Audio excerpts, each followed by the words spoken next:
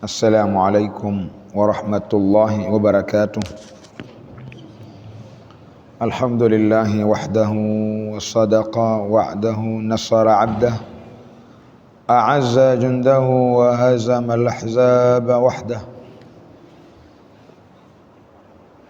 أشهد أن لا إله إلا الله وحده لا شريك له، وأشهد أن سيدنا وحبيبنا ومصطفانا وقدوتنا محمدا عبده ورسوله صلى الله عليه وعلى آله وأصحابه وسلم صلاة تخرجنا بها من ظلمات الوهم وتكرمنا بنور الفهم وتوضح لنا ما أشكال حتى يفهم إنك تعلم ولا نعلم وأنت علام الغيوب.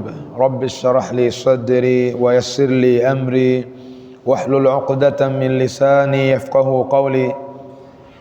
سبحانك لا علم لنا إلا ما علمتنا إنك أنت علام الغيوب.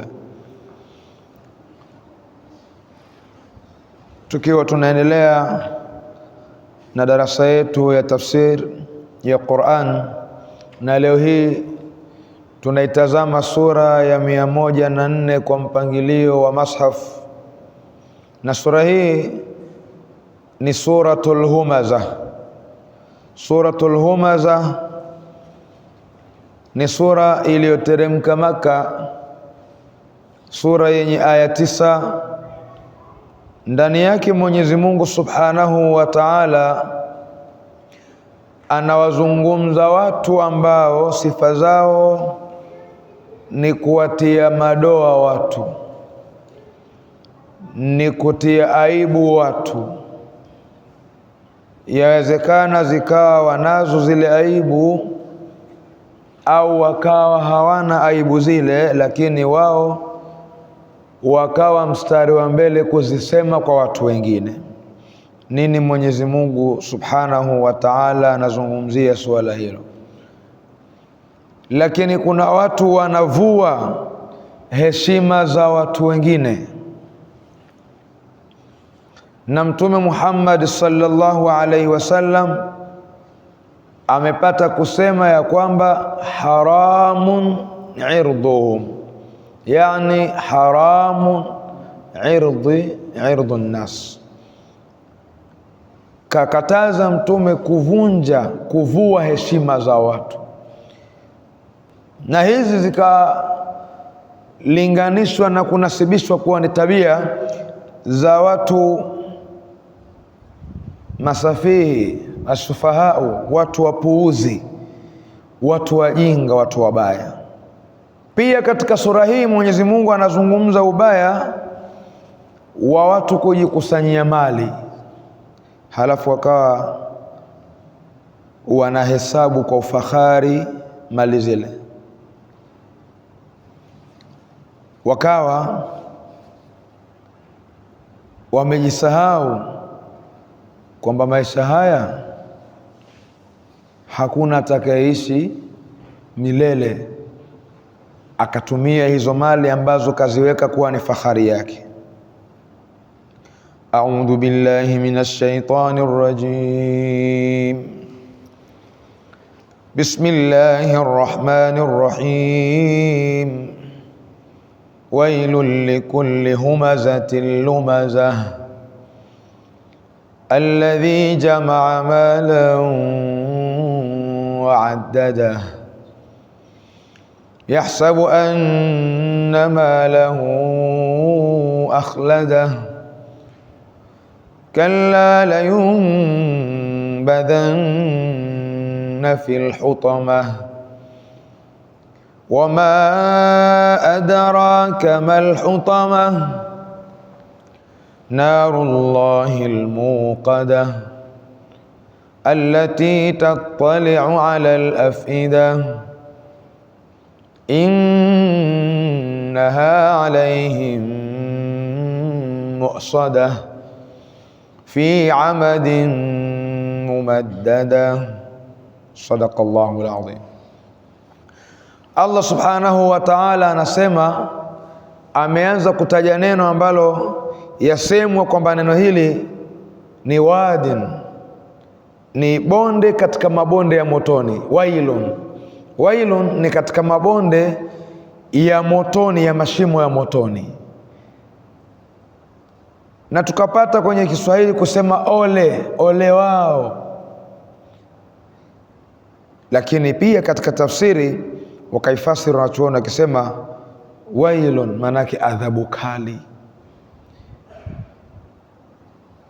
Bismillahir Rahmanir Rahim.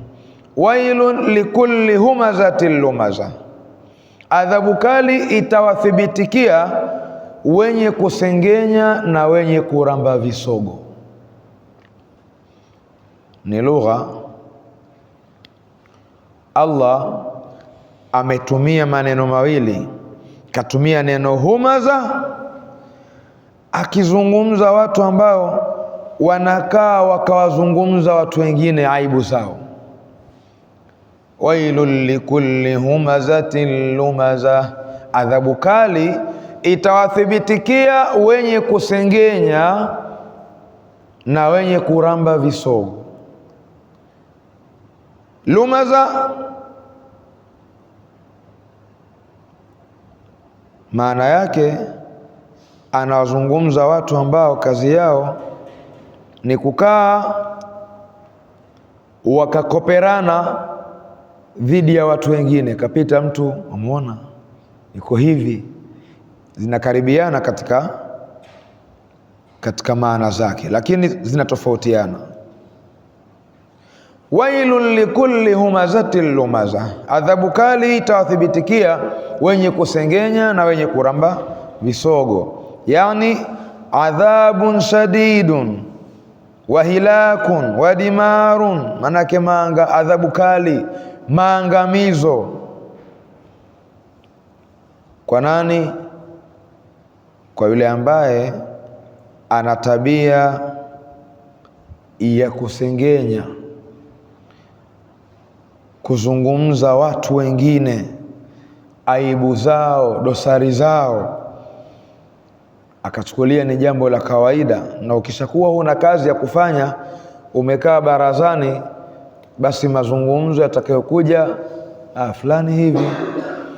Na hatari ya mabaraza yetu tunamokaa, anaweza kupita mtu muonekano wake wa nje ukaleta mazungumzo pale, yule watu pale bwana hawarudi mara mbili pale, kumnasibisha mtu na tabia labda za zinaa, au kumnasibisha mtu kwamba ni mwepesi kuingia katika maovu na machafu kama hayo, kwa sababu labda kivazi, labda ni mtu msemaji sana, labda ni mtu unavyomuona wewe kwa jicho lako. Na Uislamu haututaki tujenge dhana tu kirahisi, tusiwe wepesi kujenga dhana.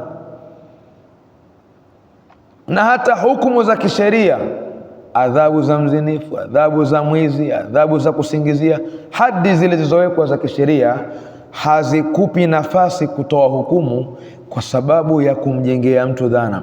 Kwa vile nilivyomuona na chupa ile anaseperuka seperuka, ilikuwa kashika ulevi yule. Uislamu haukuruhusu kufungua mlango kama huo.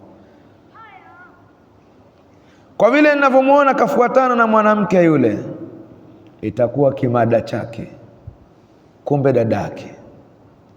Inna ba'dha dhanni ithmu, baadhi ya dhana wanazojenga watu kuwadhania watu wengine ni dhambi.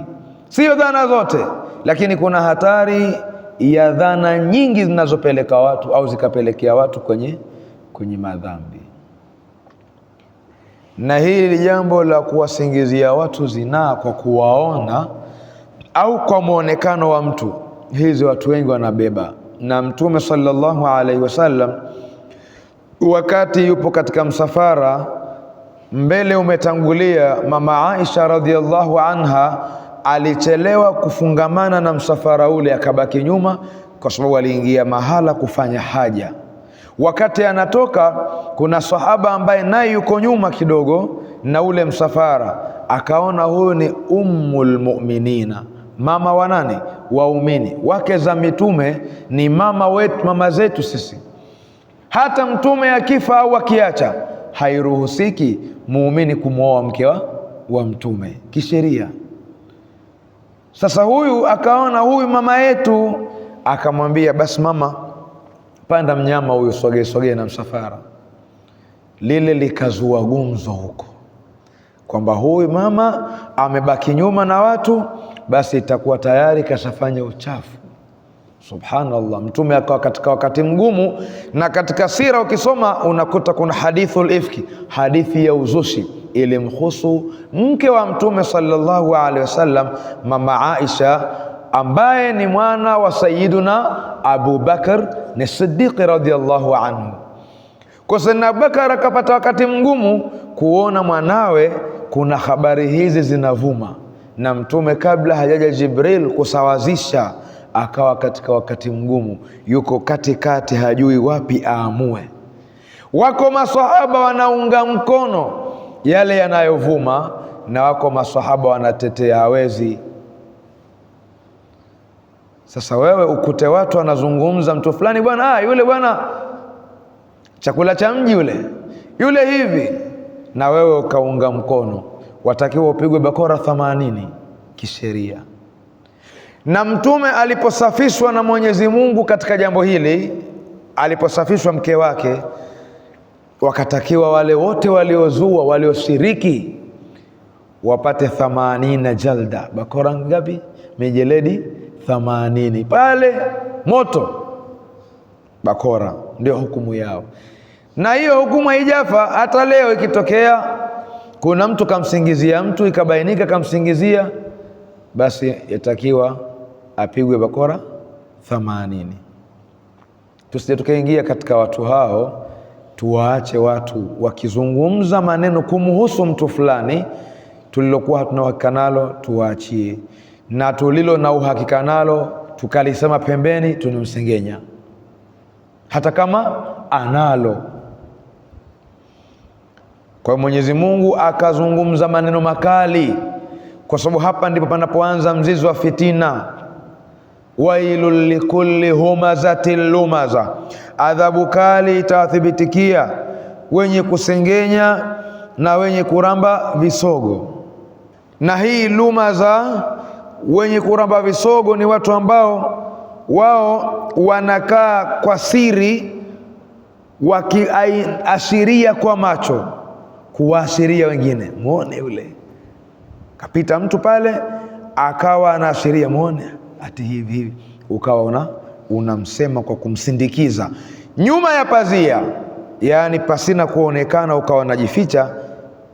Wewe ni katika mudbirina, mukbilina wa mudbirina, wanawaramba visogo wakiwa wamewaelekea, muone yule, au nyuma yao wamepita, wanaashiria. Ndio maana Allah subhanahu wa ta'ala anawazungumza watu katika suratul Mutaffifina kwa mfano kama huo, pale ambapo wanakaa watu wakiwasema wengineo. Mfano, wamepita watu, akasema mtu kuashiria, muone yule. Katika suratul Mutaffifina, kama nitakuwa sijisahau, anawazungumza watu wakisema, wa idha marru bihim yataghamazun innal ladhina ajramu kanu minal ladhina amanu yadhhakun, hakika wale watu waovu wenye kufanya uovu, kanu minal ladhina amanu yadhhakun, walikuwa wakifanya nini? Wakiwacheka wale ambao ni wenye kuamini. Tazame yule ajifanya shekhe, hata siku hizi anakwenda darsa, umemwelekeza kitu, unaambia hichi kitu naona hakijakaa vizuri. Bwana ushekhe huko, hata siku hizi kwa enda darsa ndo kashakuwa shekhe. Anakufanyia taskhir ile kama kejeli fulani hivi, kashakuwa shekhe bwana. Mimi na wewe sawa sawa bwana, lakini mtume hajafundisha balighu anni walau biaya, nifikishie japo aya moja, lile unalolijua ulilolipata kutoka kwa Mwenyezi Mungu na mtume wake sallallahu alaihi wasallam. Mtume asema msaidie kazi na wafikisha. man raa minkum munkaran falyughayyiru biyadihi, atakayeona uovu umetendeka mahala auondoshe kwa mkono wake.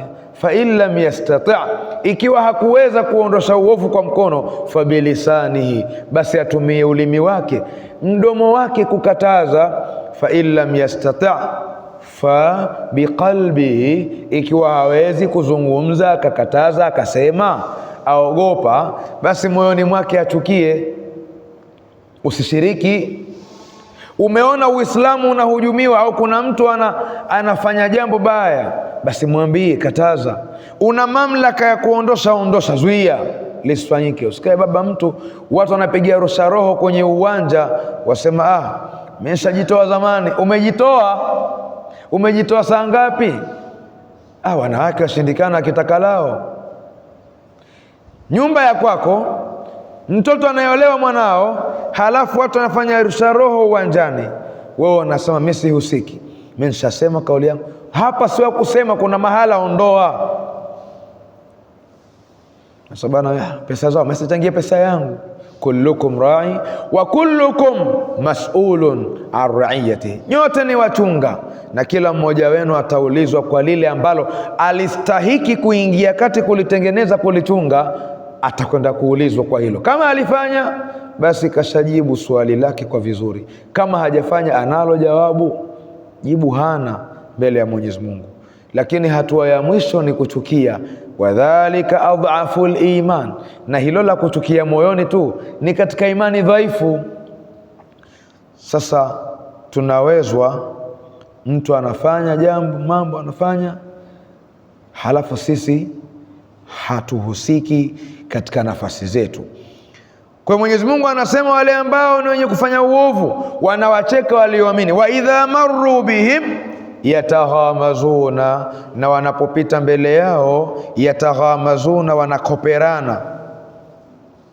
Ndio kama ile ya kwenye suratul Lumaza tunayosoma leo. Maana yake wakipita wanafanya istihzaa kwa macho, muone atinaye vaa kanzu, atinaye anafanya hivi.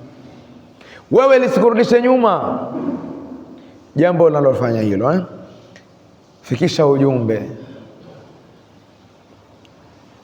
Tumeelewana? Kwa hiyo watu wawili wamezungumzwa hapa. Mtu wa kwanza ni msengenyaji, ghiba. Mtu wa kwanza kazungumzwa mwenye kusengenya.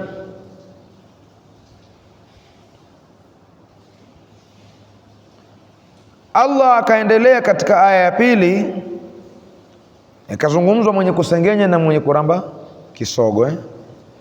Alladhi, ambaye jamaa malan, ameikusanya mali, waaddada, na akaihesabu. Wafasiri wanasema aya hii au sura hii nazalat fil Akhnas bin Shariq, ikimuhusu bwana mmoja akiitwa Akhnas bin Shariq, ambaye kana kathiru alwaqi'ati fi nnas, yeye alikuwa ndio mwingi wa kuyafanya matukio hayo ya kuwasema watu. Yani yeye hakosi la kusema akiwepo mahala. Na wapo watu katika jamii zetu, na watu hawa wanapendwa, na baraza zinapowakosa zinakuwa hazipendezi zile baraza. Fulani hajaja, anauliziwa mtu kama huyo, naye anapata nguvu. Nikiingia mahala hapa mimi, watu wananipokea taarifa zangu, wanazipokea hata zikiwa mbaya, zikiwa za uongo, lakini hawajali. Huyu alikuwa katika watu hao.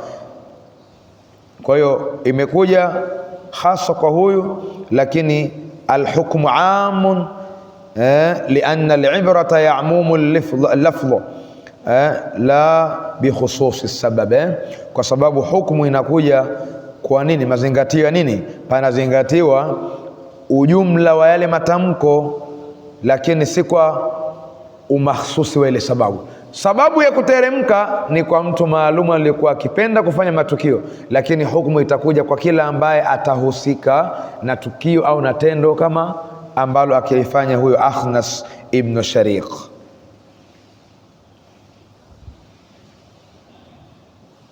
Anasema alladhi, yule ambaye jamaa malan, ameikusanya mali, wa addada, na akaihesabu. Anaikusanya mali na anaihesabu. Jamaa malan kathiran wa ahsahu, kazi yake yeye anakusanya mali nyingi, halafu anaidhibiti kwa hesabu. Hafadha ala adad lialla yanqusa, anahesabu, anadhibiti idadi, mali yake isipungue. Ndio maana akasema bwana mmoja, hivi unakaa wewe ukahesabu siku zako za kuwepo hapa duniani ushazozitumia, unahesabu umezitumia vipi? Au unahesabu mali tu unayoipata? Kizito zaidi ni kipi, kuhesabu mali au kuhesabu siku zako zinazokupita na ukajitathmini umezitumia vipi, umri wako? Lakini mali unahesabu, na hapa haijakatazwa kuhesabu mali yako, ukadhibiti mali yako umetumia vipi, una kiasi gani, lakini hesabu yako iwe kwa ajili ya fi'lul khairat, kufanya kheri, matumizi yako. Lakini vile vile kuna haki za watu, zaka. Kama una mali nyingi, manake ataka kutolewa zaka. Mali ya biashara lazima utoe zaka, kuna haki za watu. Lakini vile vile kuna mayatima, kuna maskini, kuna wanyonge, kuna wenye kuomba. Hawa pia ujue mali uliopewa Allah amewakosesha wengine, akakupa wewe. Ndani ya mali aliyokupa kuna haki za watu wengine, ni mtihani kwako. Usijione wewe una akili nyingi kuchuma, lakini ndani ya mali zako kuna watu wengine ambao Allah amekupa mtihani wewe, ili wao wapate au wakose, ukapate maangamizo wewe. Kuna mtu anahesabu CRDB kuna bilioni 50, NMB kuna milioni 100, PBZ kuna milioni 15, ninazodai watu milioni 100, aseti zangu nilizokodisha nizopangisha. Anahesabu hivyo. Yuko mtu anahesabu mali zake, magari mangapi, nyumba ngapi, halafu hatoi haki za watu. Kwa kuhesabu mali kwa njia hiyo kwamba zisipungue mali zako, hapo wewe ukasahau haki za wengine, ndilo ambalo Mwenyezi Mungu analizungumza kwamba kuna adhabu kali kwa mtu wa mfano huo.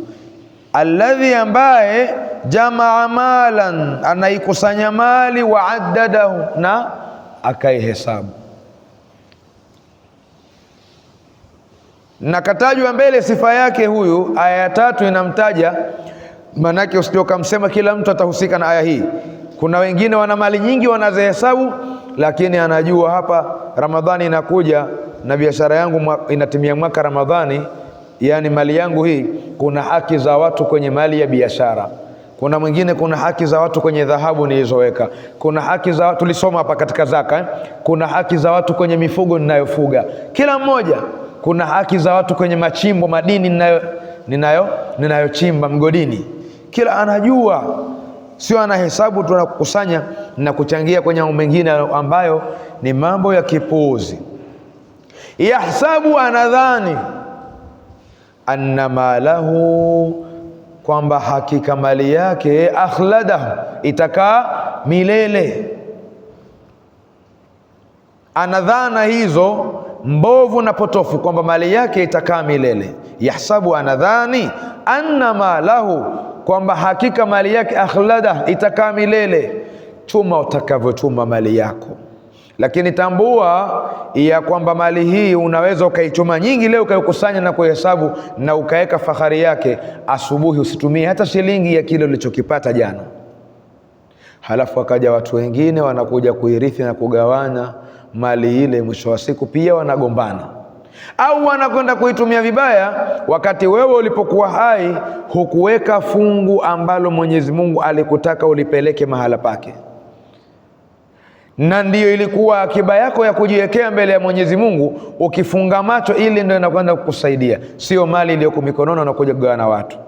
Nyumba ulioacha, unawacha watu wanafanyia mambo mengine ya ajabu kabisa, halafu wewe hukutoa, hukujiwekea nyumba ambayo itakwenda kukusaidia kaburini, katika nyumba ya upweke. Hukujenga nyumba za mayatima, hukuchimba visima kwa ajili ya watu, hukufanya sadaqatun jari, ukajenga madrasa, ukajenga misikiti. Wewe mali yako uliitumia ikawa na hesabu na kufanya fahari. Waliobakia wana khiari yao kuja kufanya, wakasema wanayo nafasi, lakini utajua watakuja kufanya hivyo. Wanayo nafasi, bwana, mali nyingi aliyoacha mzee hakuwahi kwenda Maka kuhiji, basi tumhijie. Nafasi wanayo. Mzee hakuchimba kisima, tumchimbie kisima. Mzee kaondoka duniani, hakufanya kadha wa kadha. Hii fungu hili hapa tunakubaliana, tunamtolea sadaka mzee, tunamhijia, tunamfanyia kadha wa kadha, ili iwe ni sadaka yake ya kuendelea. Wanasema kila mmoja atachuma atavuna alichokipanda. Mzee kashavuna zake, zishakwisha, tuko hai, tugawe pasu kwa pasu. Kwa hiyo wewe umri wako utumie wakati bado uko na nguvu, uko hai.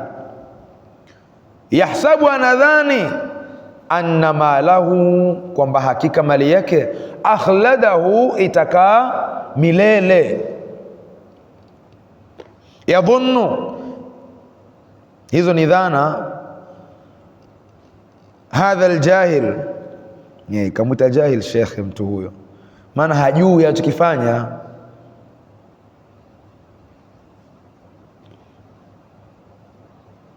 Wama, anasema la, kalla, sivyo hivyo. Aya ya 4 Allah anasema kalla, sivyo hivyo. La yumbadhanna fil hutama, kwa hakika ataingizwa katika hutama. Kalla, sivyo hivyo. Vipi sivyo hivyo? Kusengenya haitakiwi, sivyo hivyo. Kuramba visogo watu kawakebehi wakishakupita kwa nyuma yao haifai, sivyo hivyo. Kukusanya mali halafu ukaona hesabu, hufanyi vile ulivyoagizwa pindi ukipata neema ya mali, sivyo hivyo. La yumbadhanna, kwa hakika ataingizwa fil hutama, katika hutama. Tunaijua hutama.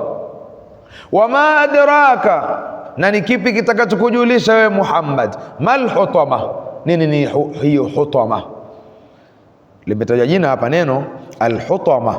Mwenyezi Mungu alijua kwamba sisi hatujui hutama ni nini. Wama adraka mal hutama narullahi almuqada, na ni kipi kitakachokujulisha wewe Muhammad, mal hutama, ni nini hiyo hutama? Narullahi, ni moto wa Mwenyezi Mungu, almuqada, wenye kuwashwa. Kumbe ni jina la moto, na moto na majina mengi. Huu moto wa Mwenyezi Mungu una majina mengi sana.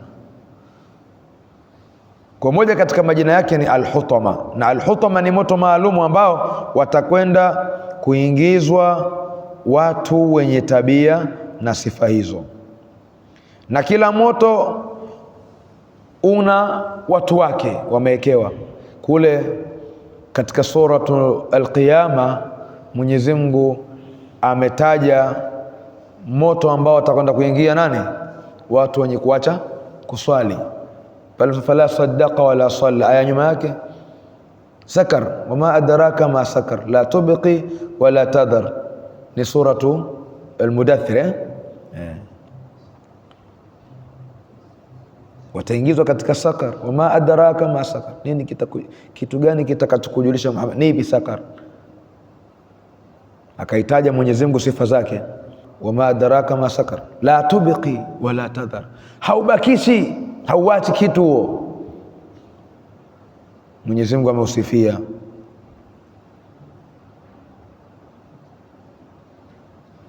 Kwa hapa pia anatuuliza kutaka kutufahamisha, wama adraka mal hutama, ni kipi kitakachokujulisha ya Muhammad? Mal hutama linatokana na mzizi wa hatam.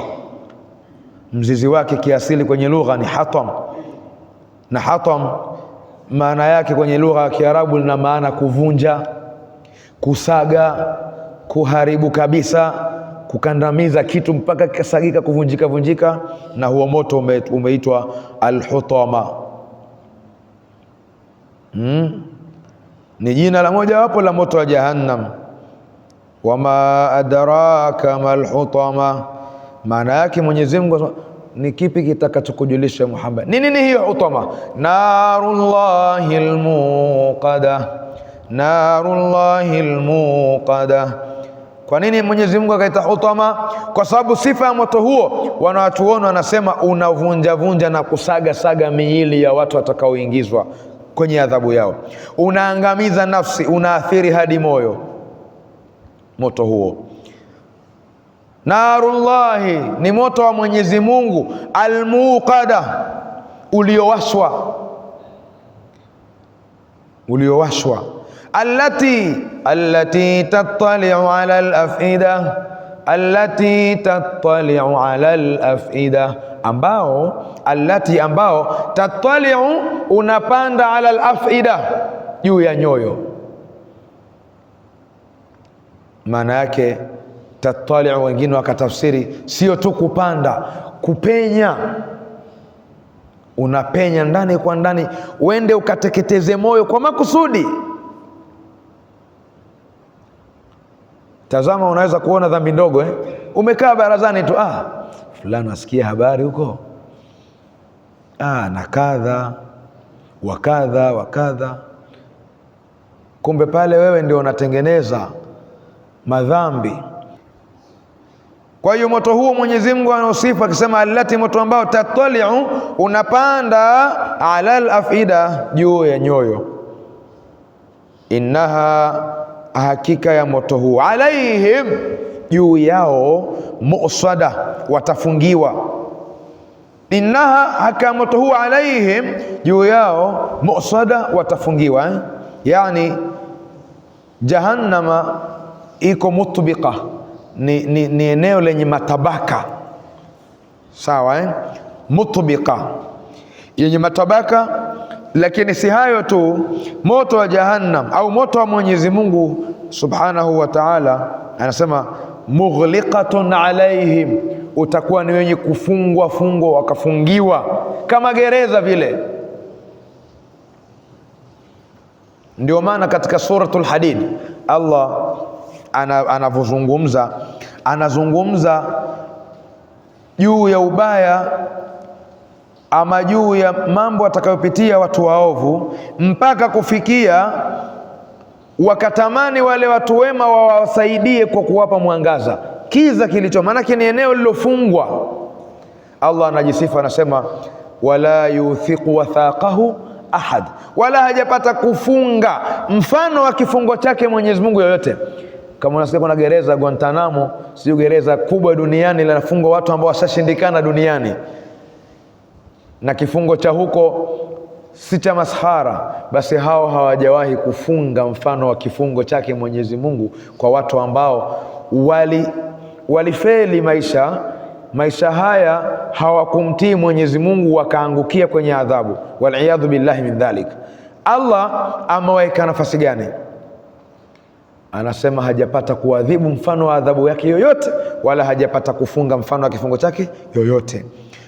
Anasema yauma tara almu'minina walmu'minat yas'a nuruhum baina aydihim wa biaymanihim bushrakumul yawm jannat. Ikaendelea aya, lakini yauma yaqulu almunafiquna, siku watakayosema wanafiki, walmunafiqat, wanafiki wa kiume watatoa kauli na wanafiki wa kike watatoa kauli, lilladhina amanu, kuambia wale walioamini, undhuruna, tutazameni basi, tungojeni, naktabis min nurikum, wanaambia tupate mwangaza, tuone hiyo huo mwangaza wenu, hiyo nuru yenu, tupate na sisi huku kiza.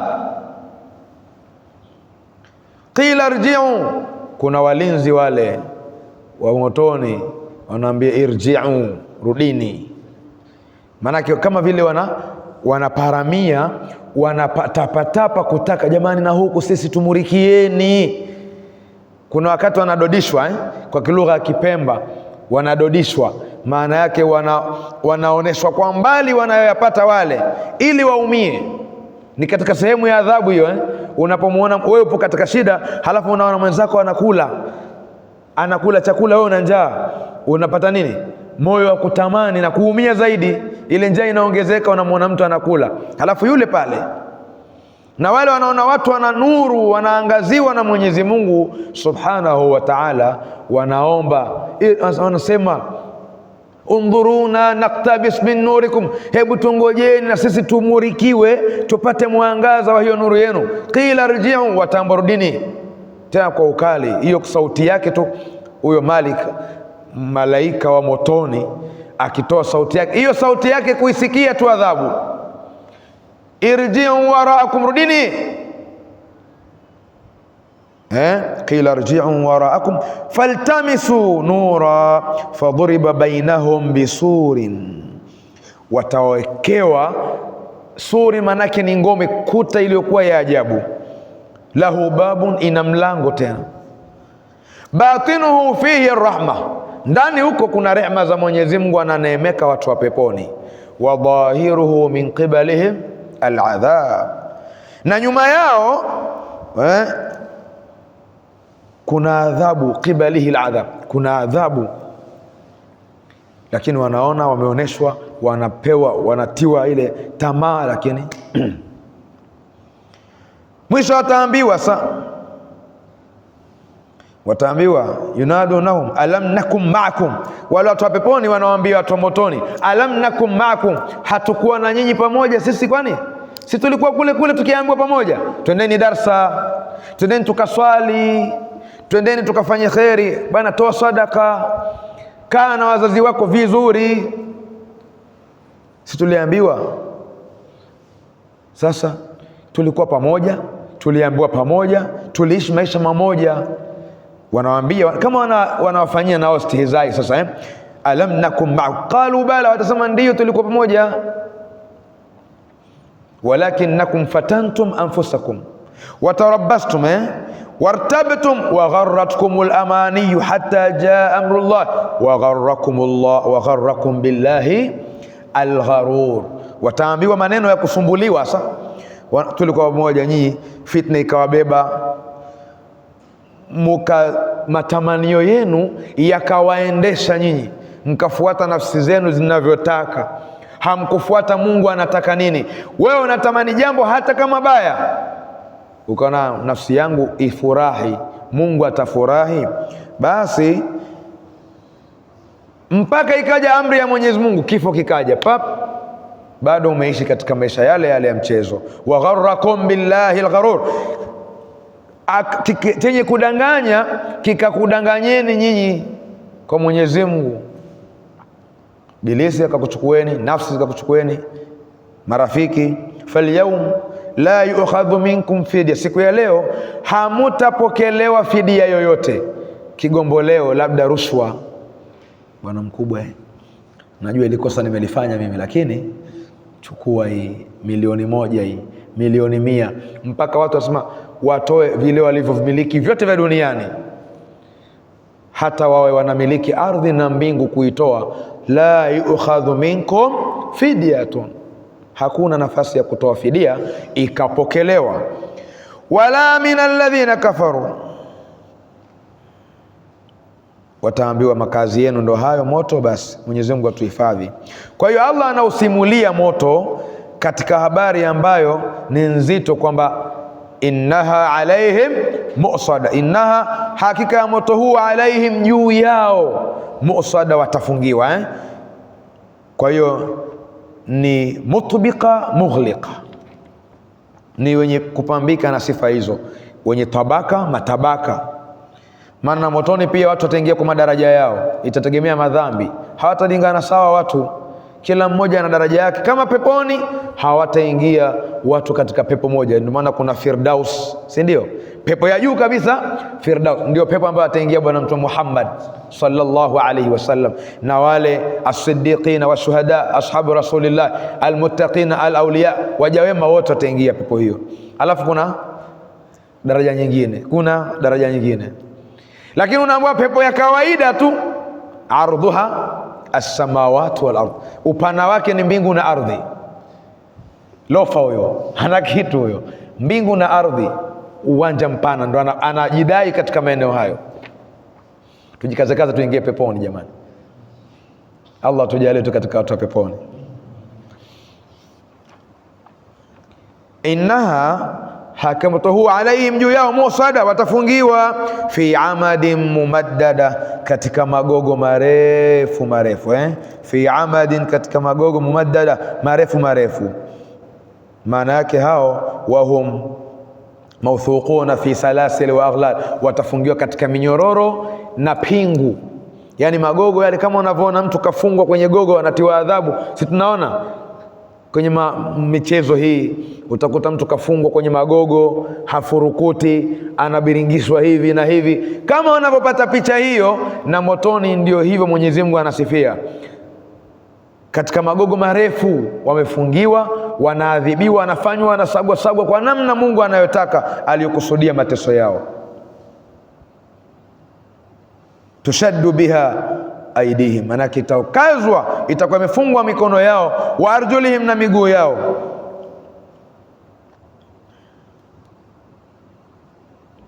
Na mtu mmoja tu wa motoni, alaiha 19, atakuwa kakabidhiwa malaika 19. Mtu mmoja tu wa motoni ana malaika 19. Hawa ndo wanamchunga yeye tu katika adhabu, katika mateso. Wewe fikiria, malaika 19, malaika 19 anafurukuta mtu hapo, ni hatari kubwa. Tukisikia moto wa Mwenyezi Mungu, basi tujue ni moto.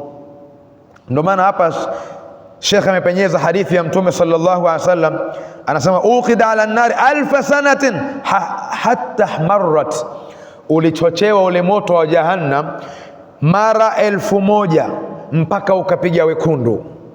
Thumma uqida alaiha 1000 sanatin, kisha ukachochewa tena miaka 1000 mengine,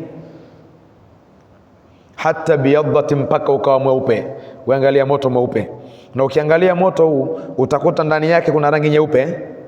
Upeleleze tu moto zile, ukiwaka rangi zote ziona mule, ndio asili yake. Kuna wekundu ndani yake, umanjano si umo, wekundu, weusi haumo, umo, weupe umo. Ndio moto wa Mwenyezi Mungu. Siku moja mzee mmoja aliniita. Unajua kuna wazee wengine wakiona barabarani hivi unaona wapo tu, lakini kuna wazee akili zao ziko vizuri, na ndio muumini atakiwa akili yake kila analoliona linalompitia mbele yake alipime kwenye kipimo cha kumfikirisha kwa Mwenyezi Mungu. Huyu mzee akaniita, ilikuwa kuna taa za barabarani zile kwa mbali zimepambiwa sehemu, nadhani msikitini pale juu mwitani kulikuwa kuna taa zinawaka kila rangi, mnakumbuka zile taa zinawaka. Akaniita, njoo angalia zile taa. Mimi nikaziangalia. Mzee atakusema kitu gani? Nikamwambia naziona. Unaona rangi zake zile? Nikamwambia naziona. Rangi gani? Nikamwambia naona nyeupe zimewaka, mara zimebadilika zimekuwa nyekundu, zimebadilika zimekuwa nyeusi, badilika kila rangi. Akanambia na moto una rangi zile zote zile. Halafu kuna hadithi ya Mtume sallallahu alaihi wasallam. Kumbe mzee alikuwa anasoma hadithi ya Mtume, lakini ananipa mfano kwa macho. Nikamwambia asante, umenipa darasa kubwa sana leo. Mimi nilikuwa naona mimi ukiniambia nitazame pale, nitakuwa natazama kama mapambo tu yamepambiwa pale kwenye msikiti, lakini umenipeleka mbali kwamba ule ni moto.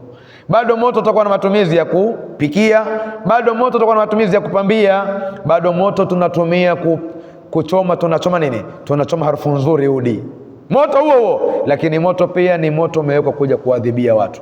Bado kisu kitakuwa kisu, lakini kitakatia matunda, kitakatia chakula chako unachopikia, lakini kisu kinaweza kuchinja kikaua. Kile kitu kimoja kina pande mbili. Nawe vile vile, anta shaqiyun au sa'idun, wewe utakuwa mwema au utakuwa mtu muovu. Hakuna sifa ya tatu.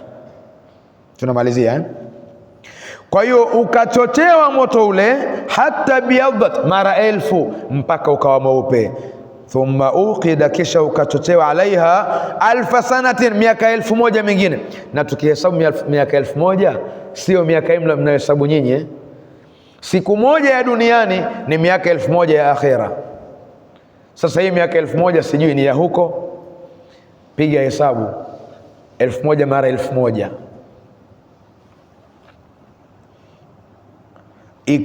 ukachochewa moto ule mara 1000 nyingine, hata suwaddat, mpaka ukawa mweusi, mpaka ukawa mweusi. Fahiya saudaun mudlima, nao ni weusi wa kiza. Anausifia Mtume sallallahu alaihi wasallam moto wa Mwenyezi Mungu katika hadithi, ndio huo ambao unazungumzwa.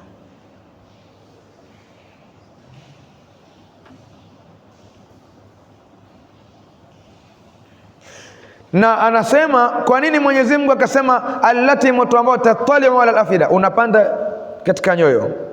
Manake yakifikia yale maumivu katika moyo, anasema al-alam idha sara ila al-fuad mata sahibu, yakifika yale maumivu katika moyo, moyo ukipata maumivu kwa kuungua, anakufa mwenye moyo ule, si ndio? Ndio hali watakazokuwa nazo watu hao. Fa innahum fi hal, katika hali hiyo, man yamutu wa hum la yamutuna, kama qala taala la yamutu fiha wala yahya. Ndio hapo anakufa, lakini hakuna kufa, manake atakuwa anaungua lakini anarudi katika hali ile ile. Ndio maana Allah akasema thumma la yamutu fiha wala yahya, hata kufa katika huo moto mtu, wala yahya, wala hatakuwa hai. Manake kwenye uhai hayuko, kwenye umauti wa kuitwa mauti hayuko, isipokuwa ni kuonja adhabu, kama ambavyo Mwenyezi Mungu, Mwenyezi Mungu atuepushie, asituingize katika janga hilo, atuondoshe duniani tukiwa ni watu wenye kufanikiwa inshallah. Tutarejea kwa ufupi, muda umekwenda. A'udhu billahi minash shaitani rrajim. Bismillahir rahmanir rahim. Wailul likulli humazatil lumaza, adhabu kali itawathibitikia wenye kusengenya na wenye kuramba visogo. Alladhi, ambaye jamaa malan, ameikusanya mali, wa addada, na akaihesabu, yahsabu, anadhani, annama lahu, hakika mali yake, akhlada, itakaa milele, anadhani ya kwamba mali yake itakaa milele. Kalla, sivyo hivyo, la yumbadhanna fil hutama, hakika ataingizwa katika hutama. Allah ameapa, ametumia lamu hapo ya kiapo, lakini vile katumia taukidi, nuni ya taukidi, kuonesha mgogotezo ya kwamba bila shaka, wallahi, bila shaka, kwa hakika, la yumbadhanna, kwa hakika ataingizwa fil hutama, katika nini? Katika hutama. Wama adraka, na ni kipi kitakachokujulisha ya Muhammad? Mal hutama, nini ni hiyo hutama? Narullahi, ni moto wa Mwenyezi Mungu, almuqada, wenye kuwashwa. Allati, na hapa unajiuliza, kwani moto utakuwa haujawashwa? Kwa nini Mwenyezi Mungu asema wenye kuwashwa? Ni mgogotezo wa kuonesha moto huu umeandaliwa, umechochewa, ukaandaliwa namna ya kuandaliwa kwa ajili ya kuja kuwa adhabu. Allati, moto ambao tataliu, unapanda, ala al-afida, juu ya nyoyo. Innaha, haka moto huo, alaihim, juu yao, musada, watafungiwa, musada, watafungiwa, maana wenye kufungiwa, fi amadin mumaddada, katika magogo marefu marefu. Na inshallah tutafikia hapo. Nasalullah alafwa walafiya waljazaa wathawaba waljanna inshallah.